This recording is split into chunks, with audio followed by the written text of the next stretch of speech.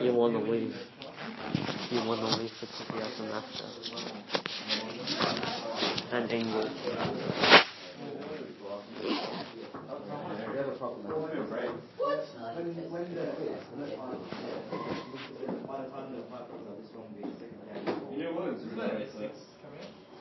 When he's tired, Rob.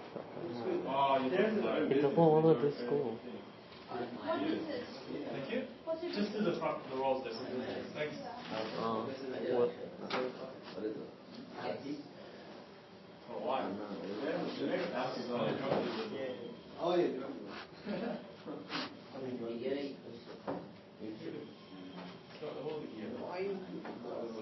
Well, here's a job. It works a lot. I'm not taking out today.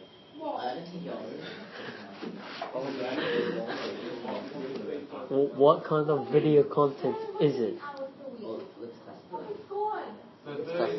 Classified because is it government owned or it's private? Yeah, I don't have a Five. To see what? See you kick a soccer ball. Go Rocco, pay 10 so I can see too. Pay up, Rock, pay up. Pay up, pay up. Pay up. Like, they gave up on me when I was in year 8. They gave up on me. That's not really nice. Are we watching the video? Yes. Okay, so before you come, Only you what kind of can video is just it? work in a group. Mrs. just asked me to give you no. That doesn't look like what we're doing. Just work through this. One each. Ready? Sorry? You can work in groups. The questions, work in groups, but make sure you write it out on your own. Look at the questions at the back. Tissue. I'll collect these at the end. What are we supposed to do? So you just say you lost it? No. Boys, ready? Yeah. What's the question? You might need to say.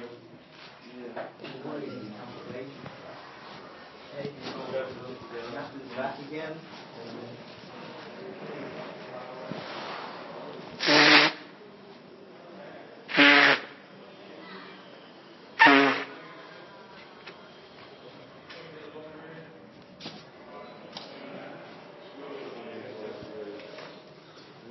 This is so much fun. Always watch DVDs, always miss talk. Yeah, so we don't do much. We don't do much. I'm actually serious. I understand. What? Physics? I think it's So, Hi, do sir. you want to watch that movie? Yes. What was it? Building bridges. Yes. He said yes to do that. We're doing bridge in what town? We're doing Okay, I'll just see it's up there on a. Are we doing bridge? Yes, You want me to we're go? watching the video. I'll just see it's up there upstairs. Have Oh, well. pictures. Well, you know you was so much, that's so much. For going under the... I practice my face. Come on, Rocco. That's what I was just Rocco, pay the $10 so you can see the video that Lenny made. How long does it go for, your video, Lenny? How long does your video go for?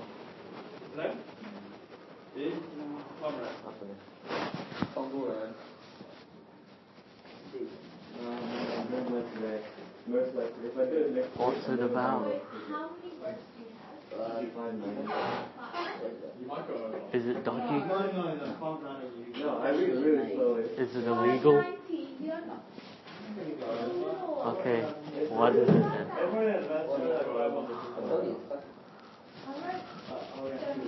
Okay, what's the title of the video? What is everything?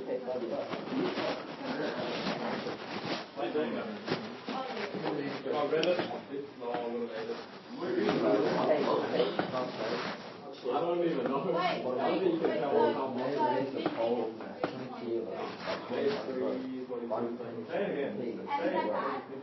Was it just reading? You read? Yeah, William was reading. Now today you won't read. Correct. Take one.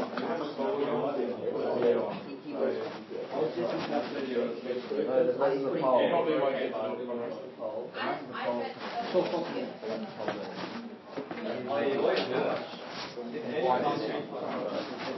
Whenever you talk to anyone about anything, never excited about that.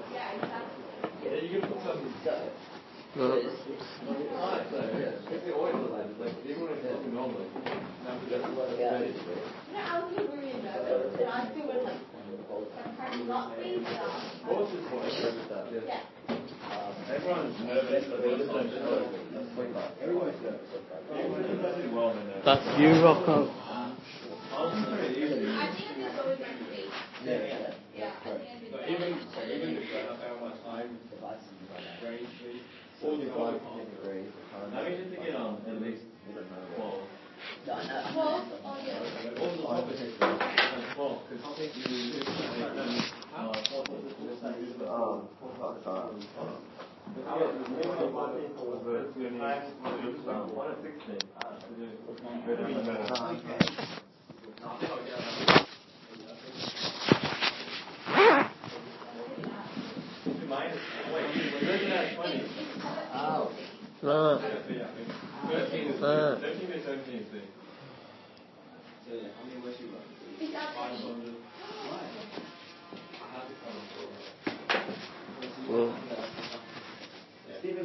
Conrad.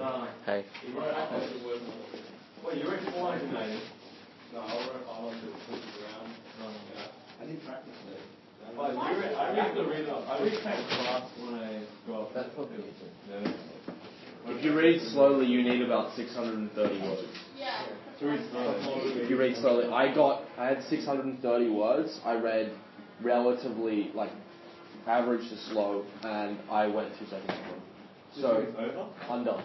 What the fuck? So you you went should. 8 seconds under and you read 500 words. Huh. Like you read long words. You read average speed. You didn't read like super slowly. Is it monotone as well? I don't know. Maybe you just read really long words. Yeah, that's what I was thinking. No, the table moves, see? The chair fucking moves with them. You don't fucking know anything. Even if it's like happy. What about joking? Yeah, and then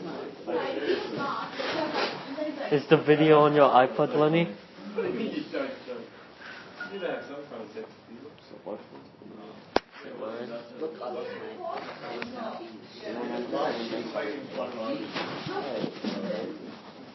No, it's not mine.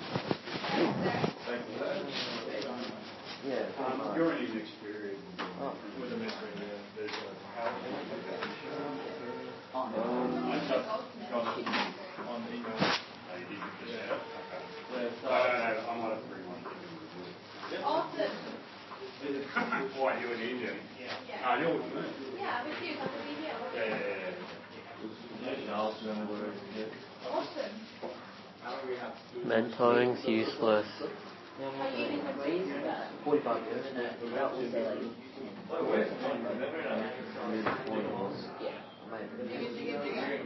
So the lesson that so we say is Robbie angle is easier. Yeah, because once you get What if you shot five?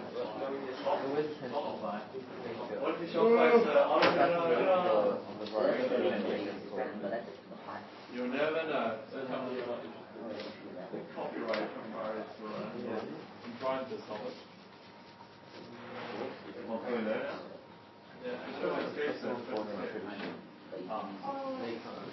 Yeah, I'm sure it's great.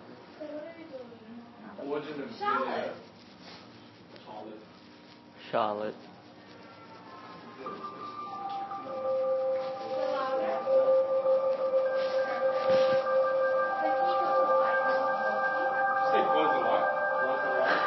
close the light and turn on the door?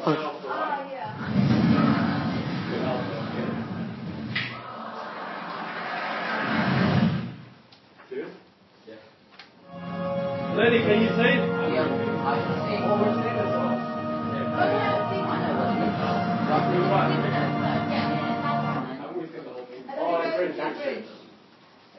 Let's do airport.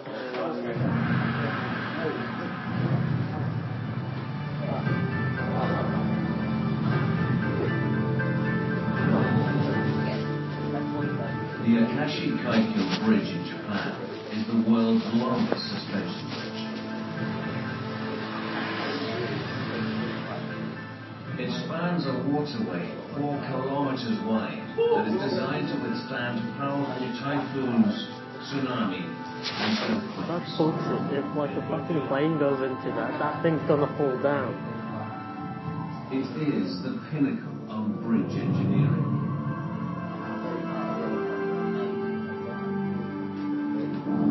The Akashi Bridge owes its success to 7 key inventions found in these 7 landmark bridges.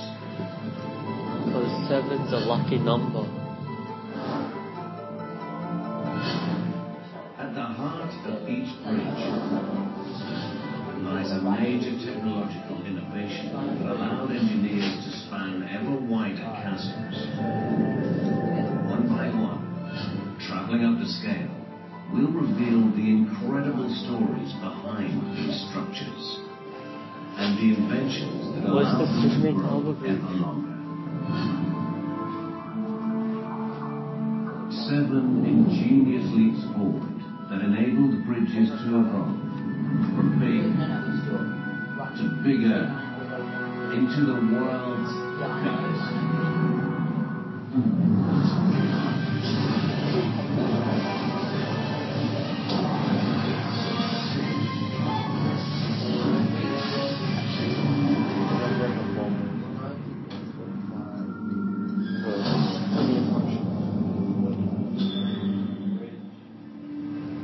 The Akashi Straits in Japan is one of the world's busiest waterways.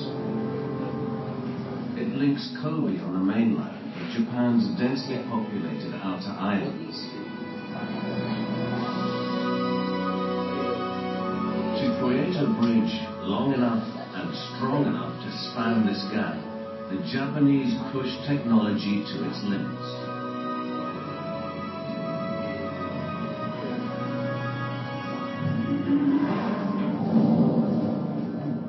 To understand how the Akashi Bridge got to be this long, we need to wind back in time and scale. Look at how bridge design evolved.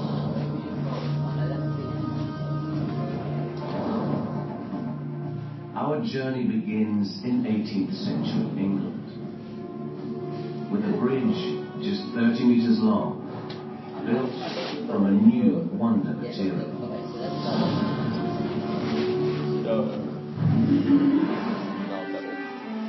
In 1779, the Industrial Revolution was in the midst of transforming England. But here in rural Shropshire, the physical barrier of this river halts its progress. It's hard to believe, but this quiet river valley was the very heartland of industrial Britain. The trouble is that the industrialists were over here, and a lot of their raw material was over there, in between the deep, fast-flowing River Severn. But the ferry just couldn't cope with the explosion in traffic of people and goods. The answer was build a bridge, and it wasn't going to be easy.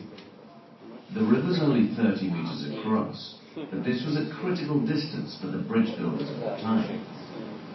The conventional way of spanning such a river was to build a stone arch, a method used since Roman times. But 30 meters is about the limit this type of bridge can straddle.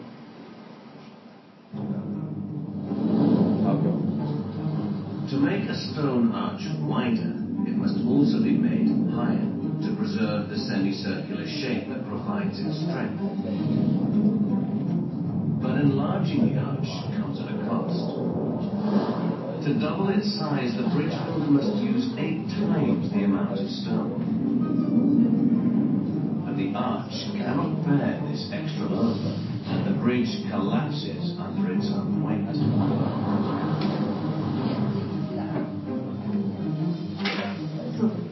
How could you build a bigger and better bridge? Well, one option would be to find a brand new material, one that was as strong as stone, could carry the same sort of weight as stone, but was itself much lighter and much easier to handle. I'm going to get the back. A promising material is already being used at the time to make small objects like kitchen utensils. It's formed by heating iron ore until it turns into a liquid. Now pours a white hot molten metal into your mold. It cools, leaves a shape behind. It's a magical process. The result, a magical material called cast iron. But at this time, cast iron is unsuitable for bridge building. The coke that fuels the furnaces contains impurities that makes the iron too brittle. Then, at an iron foundry in the county of Shropshire, workers discovered that the local coke is wonderfully pure. This produces an iron as strong as it is versatile. You could make anything. You could make machines. You could make steam engines. You could even make bridges. And this is exactly what the foundry does to advertise the quality of its high-grade cast iron bridge. It's constructed from 1,700 precast sections of iron. 5 semicircular ribs form the bridge's 30-meter-long central bridge. Because the structure is comprised of an iron lattice work rather than solid stone, the bridge weighs in at just 380 tons. They name it Iron Bridge. Surprisingly, it has the look of something made from wood. It is a truly amazing structure. And yet, in its essence, it's really quite simple. You see here, recognise that it's a dovetail joint, exactly the sort of thing you find in a piece of joinery.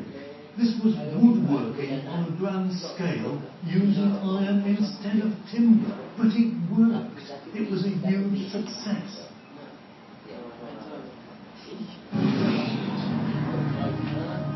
Iron Bridge's legacy is still evident in the record-breaking structures of today.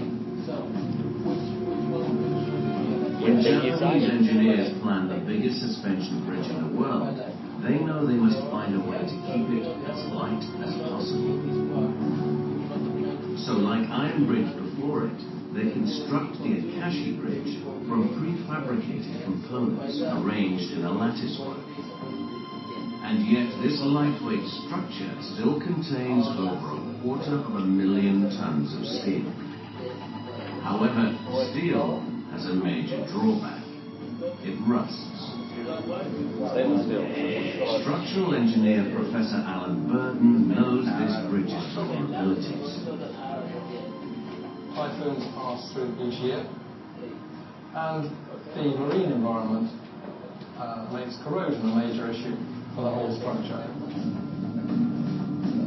To safeguard the bridge, robot watchmen, guided by remote control, look for evidence of corrosion. They can call in robot painters to patch up damaged paintwork. Oh my god. That is cool. Beneath the bridge hang 3 gantries. These allow ordinary mortals to carry out maintenance work from below without interrupting the flow of traffic. Great, we're mortals now.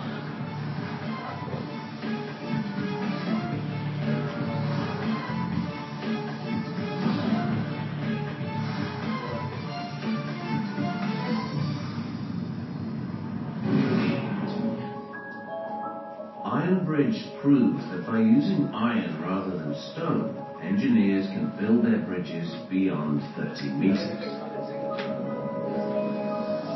But to straddle the 177-meter Menai Straits will take someone with a touch of genius and an idea borrowed from ancient history.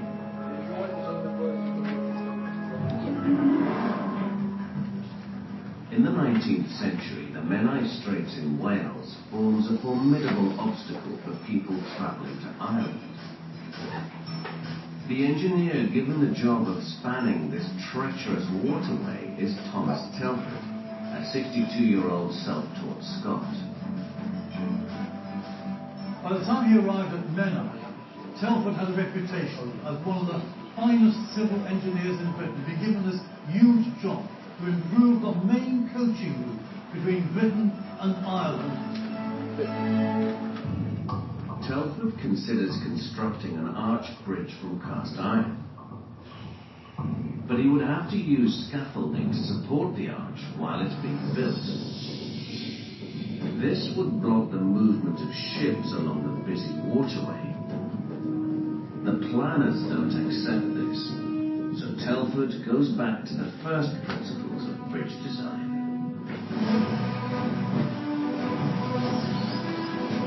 Rope bridges have been used to cross rivers since ancient times. Mountaineers like Mark Hanford still use them today.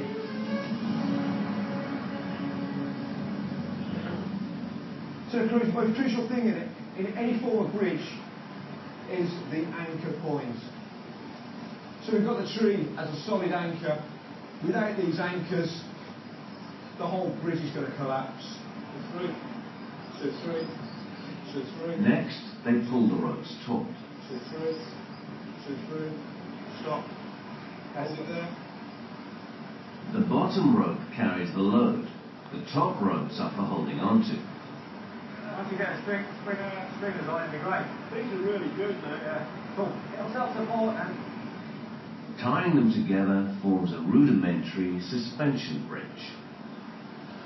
It's fine for soldiers, but would hardly do for the London to Dublin stagecoach.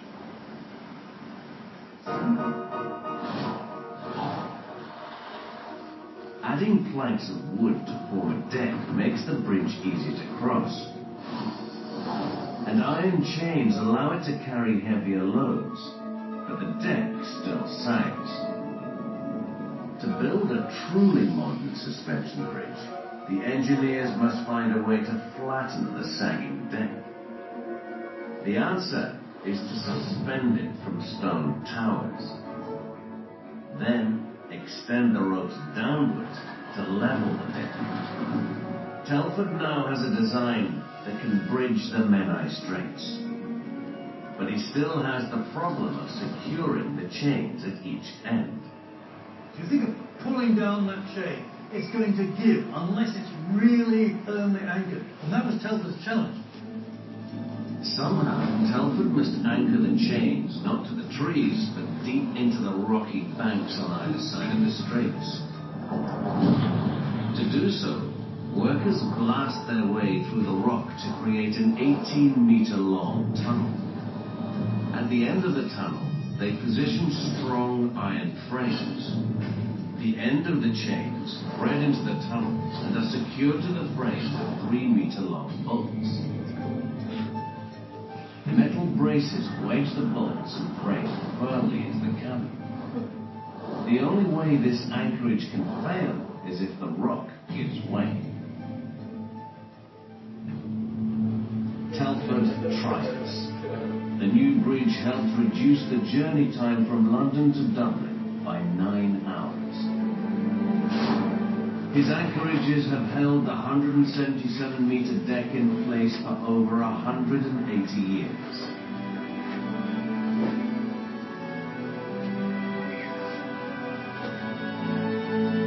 Today, it still carries thousands of vehicles every week. What's going to be As the next the one? first great modern suspension bridge, it shines a light on the future.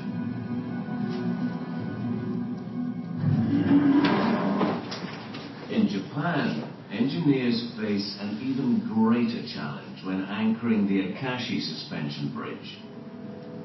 Instead of chains, the Akashi uses colossal cables. But unlike Menai, there is no solid rock to secure them into. So they must build an anchor point on the shoreline. First, they dig a hole for the foundations, a very, very big hole, and fill it with over 230,000 cubic meters of concrete. Next, they ship in mammoth metal frames. These frames will anchor the bridge cables and must be firmly secured. So they set the frames in concrete. They cast the concrete in 5 separate blocks. The gaps between the blocks allow heat to dissipate so the concrete doesn't crack.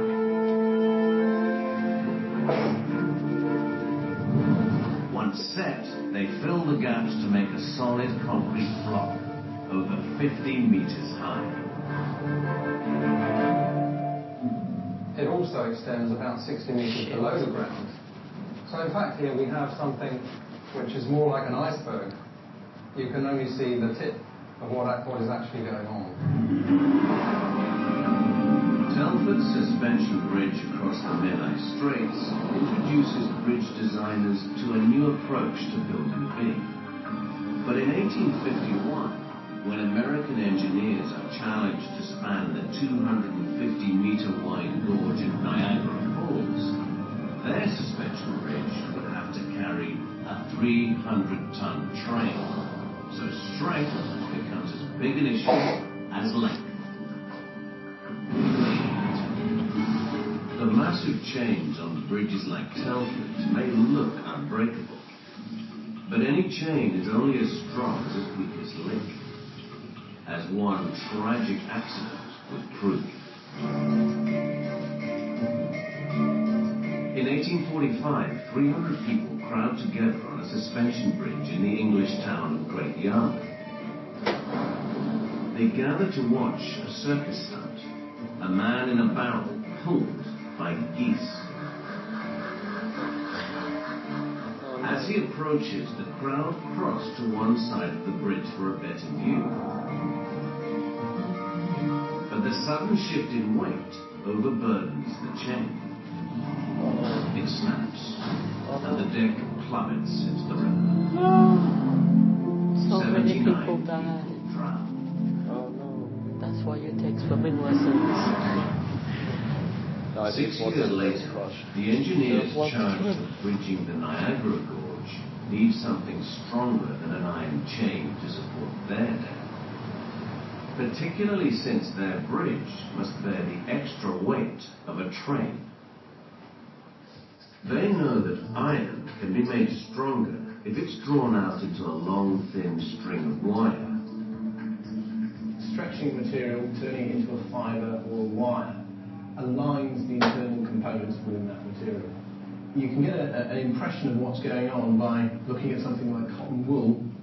If I just pull the ball apart, you can see that strength is very, very low. If, during the manufacturing process, I'm able to take that cotton wool and align the constituents, I can make something called a thread. This is considerably stronger. To find out just how much stronger, Dr. Wojcik stretches a metal rod to its breaking point. Then he compares it to a metal thread of the same dimensions formed from wires wound together.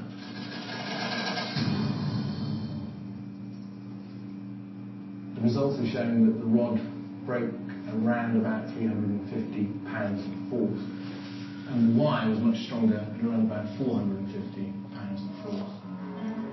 The Niagara engineers worked out that a cable made of over 3,500 wires would be strong enough to hold up the bridge and train. But at 900 tons, the cable is far too heavy for workers to lift into place.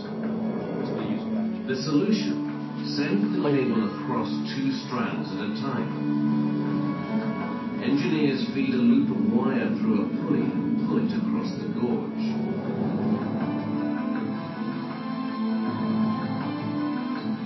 Once it reaches the other side, they tether the wire to the anchorage. Then they send the pulley back to pick up another loop of wire. After 1,820 trips, they formed an iron cable 3,640 wires thick. It takes 4 of these to hold up the bridge.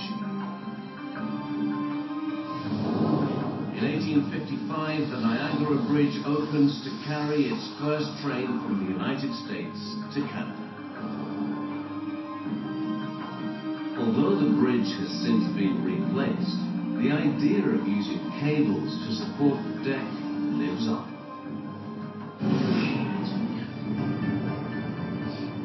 Today, the cables on the Akashi Bridge are strong enough to support the weight of 90 Niagara bridges. I'm standing next to a section from the actual cable used on the Akashi Bridge.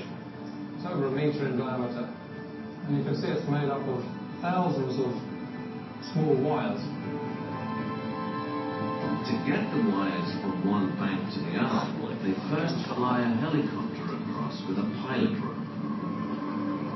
Then they haul across the first bundle of 127 wires.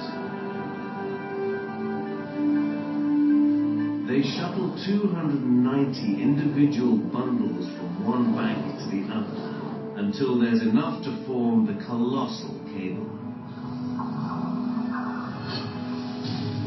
Each cable weighs about 25,000 tons and contains enough wire to circle the globe 7 times.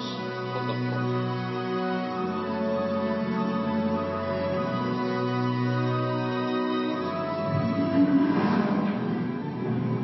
Stronger cables allow engineers to build bridges with longer, unbroken spans. But in waterways too wide to bridge in a single span, supporting towers have to be sunk into the river bed. In 1874, engineers plan a mighty bridge to join Brooklyn with Manhattan. The challenge is to anchor piers in the rushing water below.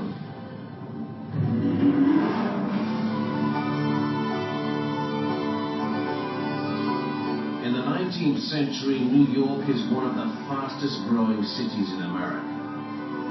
But its rapid expansion is all happening within the confines of an archipelago. And long before the skyscrapers, there is a need for the island of Manhattan to be serviced by workers who live in the neighboring areas. So they have to build a bridge that will cross the 600-meter wide East River. This is too far to cross in a single span, so they're forced to build the piers in the river.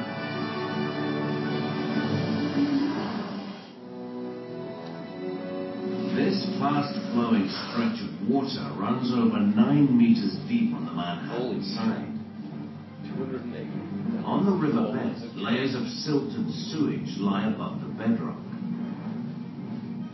This sludge is an unstable foundation for any towers built on it.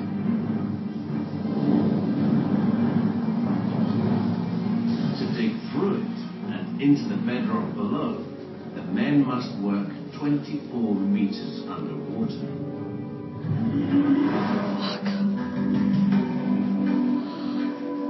Engineers come up with a solution. It's called a caisson. This is a giant upturned box that they construct from wooden planks. It's designed to sit on the riverbed and provide working space for 125 men. Its walls taper down to form a sharp cutting edge designed to slice through the silt. They build the caisson on dry land. Then powerful tugs tow it out into the river. Engineers then sink it to the bottom by weighing it down with tons of granite blocks.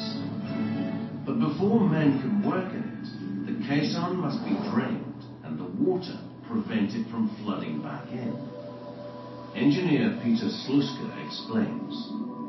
This is a simple representation of a caisson. Imagine it being floated out into the river where the towers needed to go. Once it was sunk down to the river bottom and was completely filled with water, the pneumatic system was installed in the form of a pump, and air was pumped into the caisson. And as air is pumped in, the water, you can see, is being pushed out through the bottom. Once all the water is pushed out, men were able to go down inside the caisson and excavate underneath it. 13 huge compressors pump the air in to keep the river out. The men can breathe, but the environment within is deeply unpleasant. Working in the caissons was really quite a terrible experience. It was constantly hot, it was constantly moist, the work was backbreaking, and it was just excruciatingly hard and tedious work. Worst of all, they work in constant fear of drowning and the caissons becoming their tomb. The air pressure must be kept up to stop water breaking in through the walls. So now the problem becomes how to get men in and out. If they open a hatch, it will break the pressure seal. Air would escape and the river would flood in, drowning the miners. To solve this problem, the engineers install airlocks.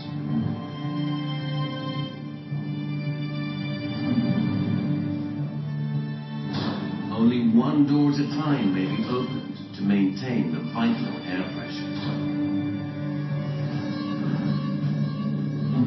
Once the miners are sealed inside, fresh air replaces the compressed air, and the men can safely surface through the top hatch.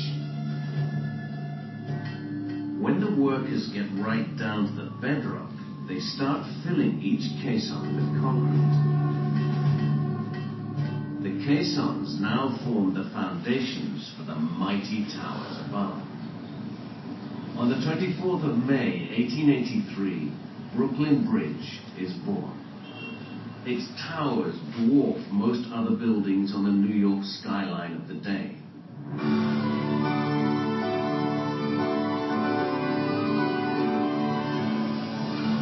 By uniting Manhattan with Brooklyn, the Great Bridge unites the metropolis with its workforce and helps create modern New York City.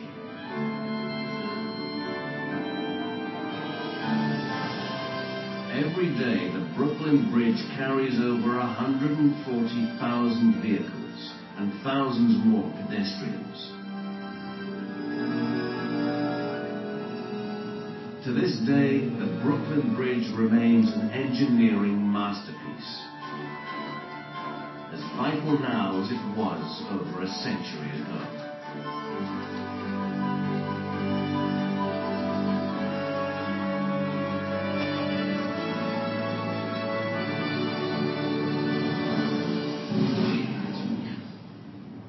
But engineers working on Japan's Akashi Bridge face an even greater challenge.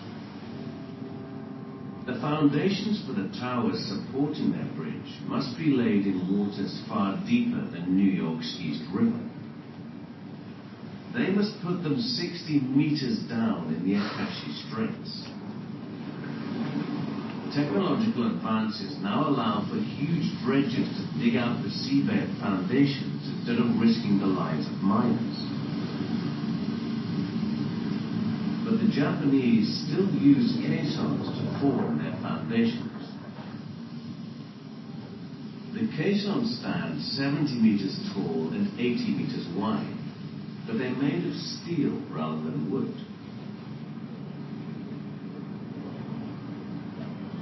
They're so large they require 12 tugs to tow each one into position over the excavated seabed. Each caisson has an outer and inner wall. The gap between the walls forms a circular compartment filled with air. This keeps the caisson buoyant.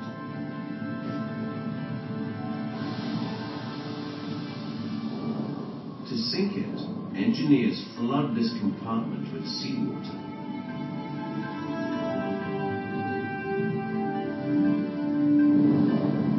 Once it's located on the seabed, they displace the seawater in its central chamber by filling it with wet concrete. This special concrete keeps its cohesion in water. Finally, they place a concrete lid on the caisson, and the pier is complete, ready to form the base for the tower.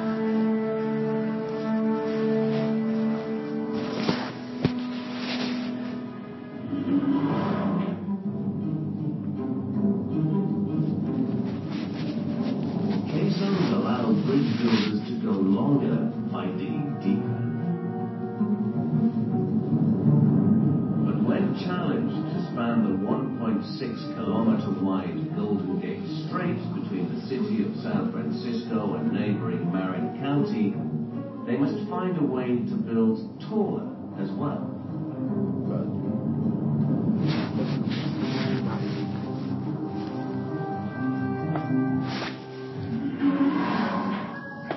The strait is notorious for its extreme weather conditions. This makes crossing by water dangerous. But this doesn't deter people from trying to ferry their cars across. In the decade following World War I, the traffic in the Bay Area increases sevenfold. The ferries can no longer cope. So in 1933, engineers planned the world's longest suspension bridge. In any such bridge, the best balance of forces is achieved when the cables are set to form a particular curve. To preserve this shape, engineers wanting to lengthen the roadway must also raise the height of the towers. You move from a relatively short suspension bridge to a relatively long one, and the towers need to get taller, pretty much directly proportional to the length of the bridge. So you make twice as long of a bridge, and the towers need to be roughly twice as tall. But this creates an immensely complex engineering challenge. The 1,280-meter span requires engineers to hang cables from points 152 meters above the depth. This calls for towers 227 meters tall. But slender stone towers will buckle under the weight of the load.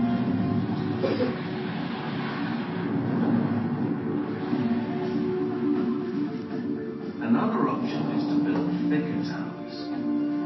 But any stone tower capable of resisting the buckling requires a base nearly 50 meters wide. This would obstruct the passage of ships and compromise the aesthetics of the bridge. This bridge needs a stronger and lighter material for its towers. Rather than use stone blocks, builders opt for steel plates. 4 plates join together to form a shaft 11 meters tall. These make strong building blocks, far lighter than solid steel.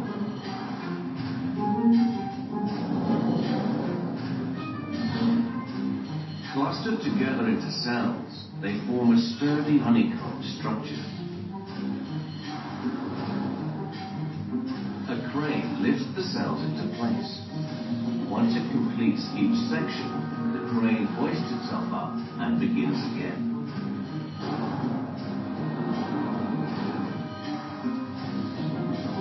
Because they are hollow shafts rather than solid stone, the towers can be kept slender from top to bottom, and the steel allows the towers to flex instead of buckle under the strain from the cable.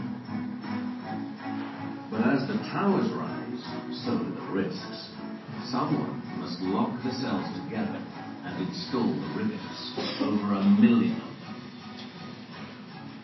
The ironworkers risk life and limb, hanging off the towers exposed to the vicious Pacific storms. For the first time, bridge builders wear hard hats, face masks, and use safety lines. A huge net saved 19 of the iron workers from lethal falls. But despite the precautions, 11 men give their lives for the bridge. The towers rise above the bay, tall and slim, and strong enough to support over 50,000 tons of deck and cable.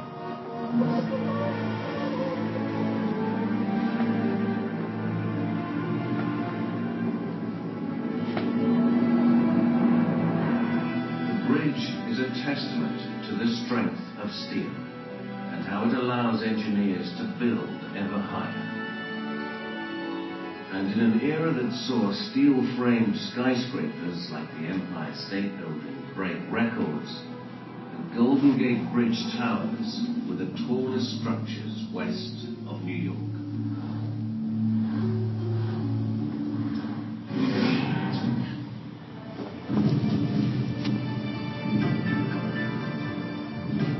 The tallest towers on any suspension bridge today belong to the Akashi Bridge in Japan.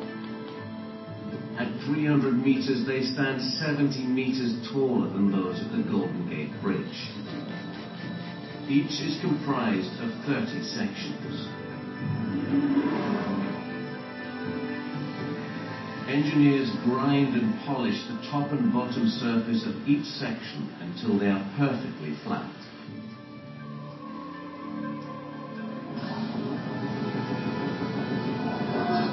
This means that when cranes stack the sections one on top of the other to form the 100-story towers, they will be precisely vertical. Their internal honeycomb structure makes them light and strong.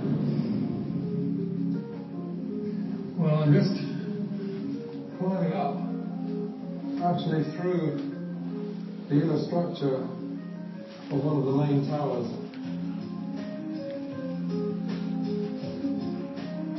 These pieces of steel are joined together in the shop using welds. You can see some of the weld beads here and here. And the joints on site are made using bolts. Advanced robot welding techniques combined with 1.5 million good old-fashioned bolts to hold the towers together.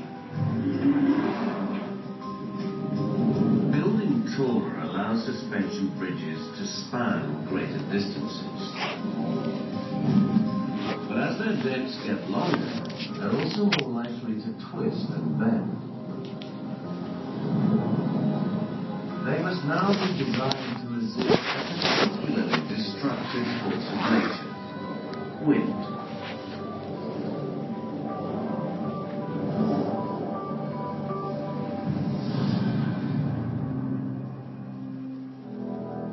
In 1940, a new bridge opens across the Tacoma Narrows in Washington State. But it has a fatal flaw. In a modest wind, the deck begins to move up and down. Then it starts to twist. Finally, the bridge collapses. Engineers now understand why the structure failed.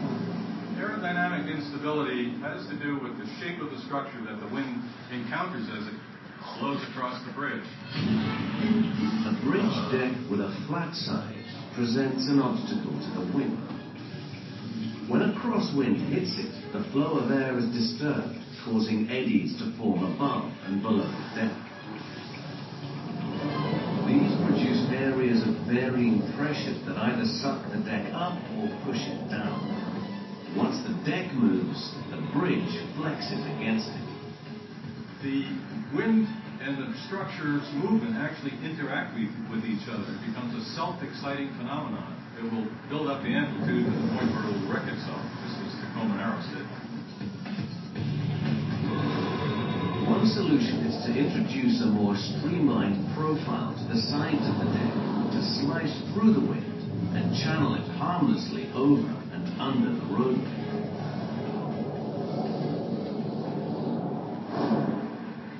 In 1946, engineers considered using such a design for a new, even longer bridge.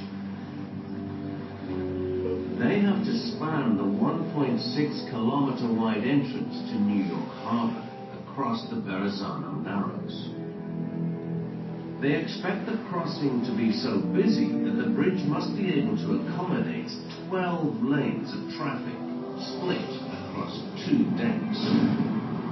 But the engineers know that streamlined edges on a double deck might not channel the wind safely away. Instead, the streamlining could cause the currents of air to collide and produce further disruption. So rather than deflect the wind, they decide to resist it by stiffening the deck so that it can't twist or bend.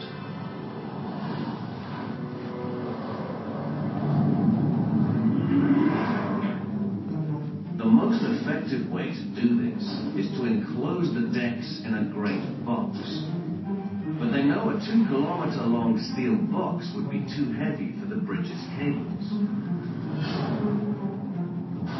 Instead, they take thin steel bars and assemble them into a lightweight skeletal unit. 75 of these lock together to form a massive open latticework of steel. This allows the wind to flow unimpeded through the structure.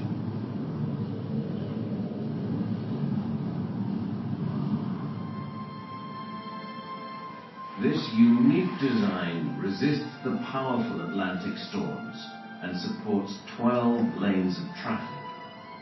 Its twin decks carry almost 200,000 vehicles a day from Brooklyn and Queens to Staten Island and on to the main Atlantic highway system.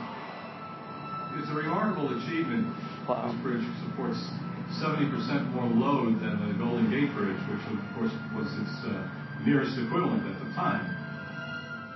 When completed in 1964, the Verrazano Narrows Bridge becomes the longest and heaviest suspension bridge in the world.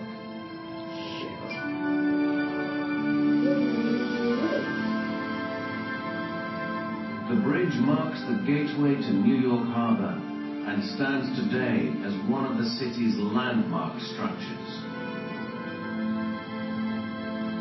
Verrazano Narrows Bridge, I think, is the culmination of a great era of American bridge building. And of course, the biggest and the greatest of them all. And the design is so good that over 30 years later, the Japanese used the same open box concept to stiffen the deck of their Akashi Bridge. I'm standing at the moment within the stiffening girder of the bridge. You can see it's primarily triangular in geometry, a lattice work of steel members. It's also very light, and the whole makes up a box structure which is very difficult to twist. But the Akashi Bridge faces another challenge. It stands in a notorious typhoon alley.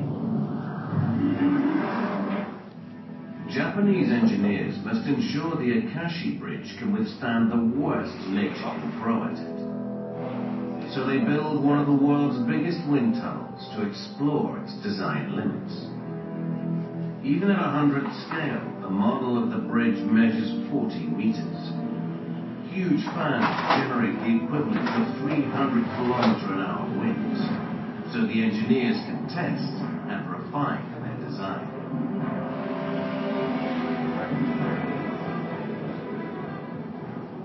By using wind tunnel test, the engineers were able to devise a structure which would both minimize the load generated by the wind and also be stiff enough to resist any loads which the wind would cause.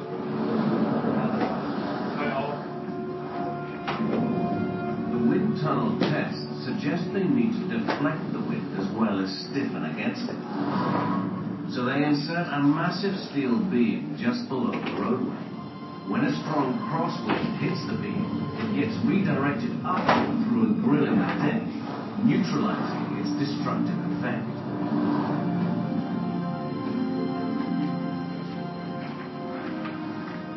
The 1,900-meter steel steel spine works with the reinforced deck to ensure the Akashi Bridge can withstand typhoon winds of up to 300 kilometers an hour. The Verrazzano's wind-defying capabilities enable bigger bridges to safely straddle increasingly exposed crosshaves.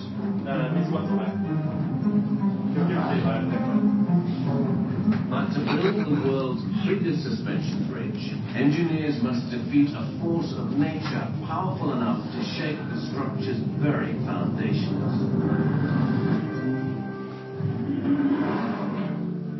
Japan is situated in one of the world's most seismically active areas. In 1923, an earthquake devastates Tokyo, killing over 100,000 people. Hundreds of tremors hit the country every year. The unstable ground makes Japan a last place on Earth an engineer would choose to build the world's longest suspension bridge.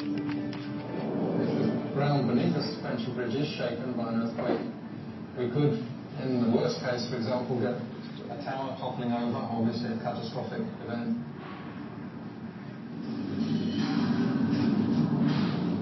The first line of defense against an earthquake is the bridge towers themselves. They're built from steel to make them flexible. If a tremor hits, the steel towers can move with the earth to absorb the shock. And inside each tower lies a second layer of protection, 20 huge pendulums called dampeners. Each 10-ton dampener hangs from a frame. If a tremor causes the tower to lurch one way, the huge hydraulic dampeners swing in the opposite direction, counteract the shift, and prevent the tower from falling over. Now, in these two models, we can compare the effect of fitting a damper. The tower on the left is a normal tower with no damper. The one on the right has a damper fitted to the top. And we can see how much each one sways by observing the arrows at the back. It becomes clear from this model test that the tower without the damper on the left is swaying more than the tower with the damper on the right. To test the dampeners in the absence of an earthquake, engineers resort to a novel approach. They carefully choreograph more than 100 workers to sway in perfect harmony to mimic a tremor. During this man-made quake, the dampeners react to keep the tower steady.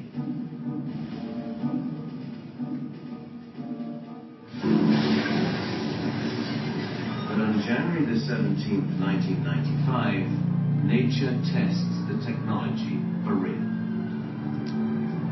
A magnitude 7 earthquake devastates Kobe, the city of the Akashi Bridge's north bank.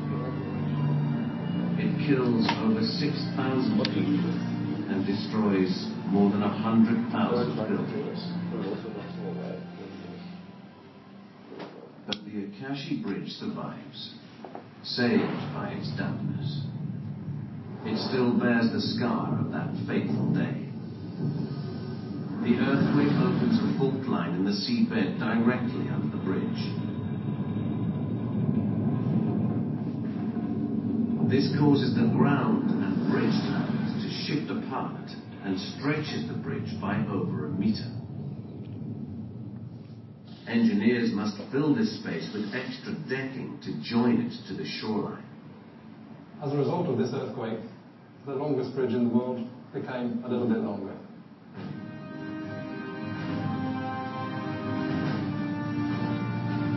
The Akashi Bridge proves the strength of its record-breaking design in the most challenging environment. It is the culmination of over 2 centuries of innovation and engineering breakthroughs. After more than a decade of operation, It remains the longest and tallest suspension bridge in the world.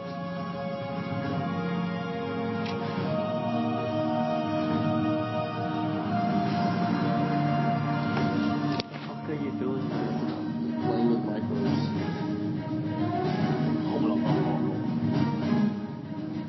What does it actually do? Nothing. It's just a wallpaper. Are you eating those micros? And they are eating the microbes. No, they're microbes eating whatever the white stuff is.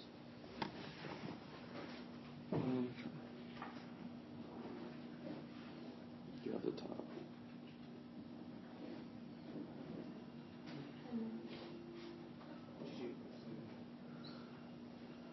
Oh, that is so cool.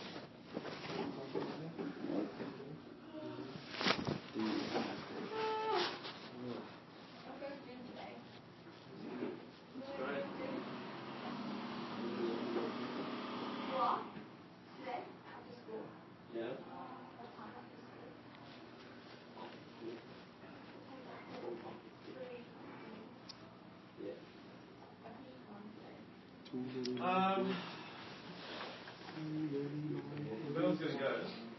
Who's in here for mentoring? Me, William. Oh, yay. It's hard. Are most of you in here for? Nope. Too many miles.